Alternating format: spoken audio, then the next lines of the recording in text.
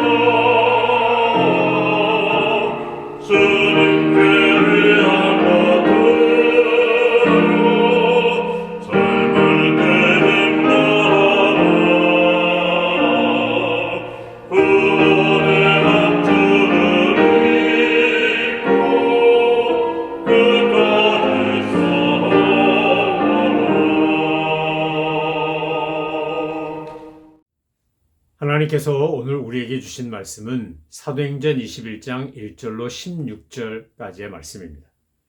사도행전 21장 1절로 16절에 보면 사도 바울이 이제 밀레도에서 고별식을 마치고 예루살렘을 향해 나아갈 때 여기저기서 예루살렘으로 가지 말라고 하는 제자들의 만류와 부딪히게 됩니다. 예루살렘에 가는 것을 하지 말라고 말렸던 제자들은 바울을 정말 사랑하는 사람들이었습니다.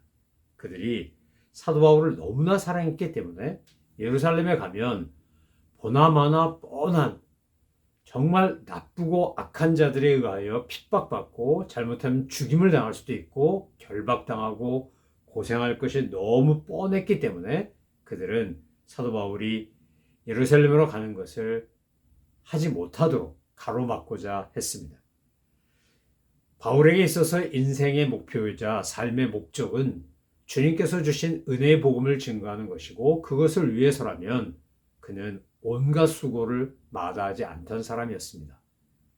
밀레도에서 에베소 장로들에게 고백한 것처럼 겸손과 눈물과 인내로 주님을 섬기고 교회를 섬기고 사람들을 돌본 사람이 바로 사도 바울입니다. 그런데 오늘 본문에 보면 사도 바울이 주변 제자들의 만류와 완곡한 충고를 듣고 고민하며 갈등했다고 되어 있지 않고 도리어 그는 더 분명한 하나님의 뜻을 확인하고 주님의 부르심을 향해서 나아가는 모습을 우리에게 보여줍니다. 사도행전 21장이 우리에게 가르치고 있는 분명한 교훈이 무엇입니까? 인간의 충고와 성령의 인도하심 가운데서 우리는 무엇을 선택할 거며 어떻게 그것을 구별할 수 있는가 하는 질문과 살아있는 신뢰를 보여줌으로써 우리도 그런 경우가 되었을 때 바른 선택을 하도록 가르치고 있다는 겁니다. 어떻게 사는 것이 그리스도인의 삶이고 어떻게 사는 것이 제자의 삶인가에 대해 오늘 본문은 분명하게 우리에게 제시하고 있습니다. 밀레도에서 배를 타고 밀레도 정남쪽에 있는 작은 섬인 고스로 가서 하루 거기 자고 이튿날 도고에 갔다가 바라바라고 하는 곳에서 베니게로 가는 배를 타고 약 640km 항해길을 키프로스를 바라보며 수리아로 행선하여 두로에 상륙하고 거기서 일주일을 머뭅니다. 자, 그때 일주일간 그곳에 있을 때 제자들이 바울에게 계속해서 간청한 것은 예루살렘에 올라가지 말라는 것이었습니다. 예루살렘에 올라가면 그곳에서 이런 여러 가지 어려움을 당합니다. 그러고 전부 이구동성으로 사도 바울에게 이야기합니다. 성경을 제대로 읽지 않고 얼핏 보면 그냥 스치듯이 보면 이거 오해하기 딱 좋은 말씀입니다. 성령님께서는 올라가라고 했는데 예루살렘으로 가라고 했는데 지금 주님의 제자이자 바울을 사랑하는 제자들이 바울에게는 성령님이 이렇게 말씀하십니다. 하지 말라고 합니다. 가지 말라고 합니다. 이런 뜻으로 계속해서 성령님의 이름으로 이야기하는 거 아닙니까? 아니, 한 성령님이 가라 그랬다가 가지 말라 그랬다가 그것도 뭐 긴 시간도 아니고 그 짧은 시간 안에 이렇게 마음을 바꿔서 아주 다른 명령을 내릴 수 있다는 겁니까? 오늘 본문을 우리가 주의 깊게 아주 심도 있게 봐야 되는 것은 바로 이 말씀을 통해서 성령님께서 우리에게 정확하게 가르치시는 교훈이 분명함을 알고 그대로 따르고 순종해야 한다는 겁니다. 밀레도에서 사도 바울은 분명히 에베소 장로들에게 성령께서 가르쳐 주셨다고 하면서 결박과 환난을 당할 거라고 이야기했습니다. 성령님이 나에게 그렇게 경고하셨다는 겁니다. 너 이제 예루살렘에 올라가면 심령의 매임을 받고 그리고 고난을 당할 것이다. 그럼에도 불구하고 사도 바울은 그렇게 예루살렘으로 가는 것이 주님의 뜻이고 성령님의 역사이기 때문에 고난과 핍박이 기다리고 있는 줄 알면서 지금 그 길을 가고 있는 겁니다. 그런데 가이사랴에 갔을 때 아가보와 공식적으로 예언자들이 예언하기를 뭐라 그럽니까? 21장 11절에 보면 그들이 성령이 말씀하시되 이러면서 예루살렘에 가면 고난과 핍박이 있을 거라고 하며 이것을 무언극으로까지 보여줍니다. 여러분, 구약 성경에 보면 옛날 예언자들은 무언극을 통해 메시지를 전했습니다. 판토마임을 통해 전하는데 아히야가 여로보암 왕 앞에서 옷을 12조각 찢은 것이나 이사야가 3년 동안 벗은 몸과 벗은 발로 다닌 것 또한 다 침묵 가운데 말하지 않지만 행동으로 하나님의 메시지를 전한 거였습니다. 21장을 읽다 보면 이런 생각이 듭니다. 아가보를 비롯하여 빌립의 딸들 수많은 믿음의 사람들이 바울이 예루살렘에 가서 당할 고난을 염려하여 이렇게 열심히 막는구나, 열심히 설득하는구나. 그러면서 참 부럽다는 생각이 들었습니다. 사도 바울은 그의 믿음의 동지들과 깊은 우정을 가지고 있었고 믿음의 동지들 또한 사도 바울을 너무나 사랑했기 때문에 사도 바울이 당할 고난을 그들은 원하지 않았습니다. 일주일 동안 함께하는 동안에 마지막 헤어질 때 장면을 보면 밀레도에서 에베소 장로들과 헤어지는 것처럼 거기서도 너무나 가슴 아파하며 정말 안타까운 마음으로 서로를 위해 기도하고 울고 헤어지는 것을 보여줍니다. 여러분, 이게 교회가 추구하는, 교회 안에서 경험해야 하는 성도 간의 사랑의 교제요, 믿음의 교제입니다. 오늘 우리에게 이런 교제권이 있는가, 우리에게 이런 믿음의 사람이 있는가를 스스로 살펴보고 있으시다면 감사하고 더 깊이 관계가 좋아지도록 노력하시고, 없다면 하나님 앞에서 이런 관계가 생기게 해달라고 기도하며 만드는 노력을 게을리하지 않아야 합니다. 축복된 만남은 사람을 이용하거나 이기적인 동기로 관계를 맺지 않습니다. 도리어 기쁨으로 손해보고 희생하고 헌신하면서도 감사하고 사람과 관계가 깊어집니다. 빌립 집사의 네 딸을 데리나 아가보 선자의 만남은 너무나 눈물 나도록 아름답습니다. 그리고 부럽습니다. 저와 여러분에게도 이런 믿음의 동지들과 아름다운 만남이 넘쳐나기를 소망합니다. 그런데 이런 우정이, 이런 사랑이 때로는 하나님의 뜻과 섭리를 회방할 수도 있다는 겁니다. 우정어린 만류에 대해 바울은 이렇게 고백합니다. 13절로 14절에 보면 사도행전 20장 23절로 24절에 나왔던 사명선언처럼 그렇게 고백하는 겁니다. 여러분, 왜 이렇게 해서 제 마음을 아프게 하십니까? 성령님께서 분명히 예루살렘에 가면 고난을 받을 것이다, 핍박이 있을 것이다, 환난을 당할 것이라고 했지만 제게 요구하는 것은 바로 그 예루살렘에 가서 유대인들에게도 복음을 전하고 이방인 사이에서 일어났던 놀라운 선교의 열매도 알려주고, 그래서 그곳에서 내가 예수님이 십자가 달려 돌아가시며 고난을 당한 것처럼 너도 주님을 위해 고난을 당함으로 복음이 더 흥황케 될 거라고 하는 것을 주님이 말씀해 주셨다는 겁니다. 여러분, 분명히 성령께서는 사도 바울에게 예루살렘으로 가라라고 했습니다.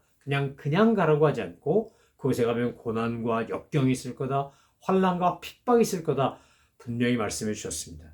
그럼에도 불구하고 사도 바울은 주님이 원하셨고 명령하신 것이니까 고생길이 훤한데도 불구하고 그 길을 가는 겁니다.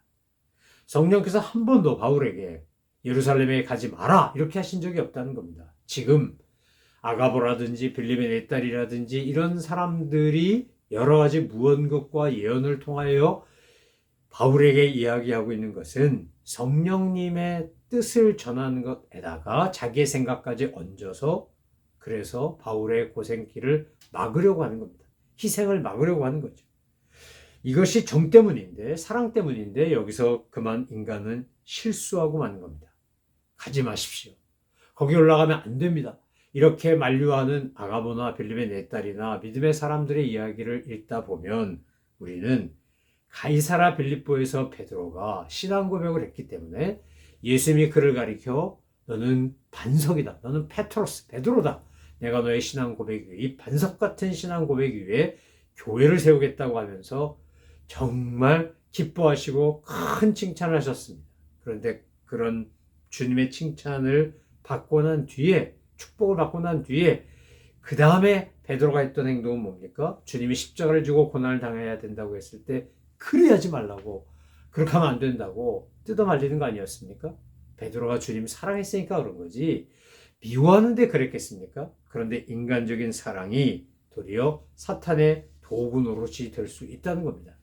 그래서 예수님은 그때 너는 베드로다, 페트로스다, 내가 너의 이 반석 같은 신앙 고백 위에 교회를 세우겠다, 음부의 권세가 허물지 못할 것이다, 이렇게 폭풍 칭찬과 복을 빌어 주시고는 이어서 베드로 하는 말을 듣고 뭐라고 하셨습니까? 사탄아 물러가라, 너는 사람의 일을 생각하지 하나님의 일을 생각하지 않는다고 나무라셨습니다. 여러분, 주님의 그 놀라운 은혜의 섭리 속에는 고난도 있고 역경도 있습니다. 우리가 가는 길이 탄탄대로의 장미꽃만 뿌려있는 길이 아닙니다.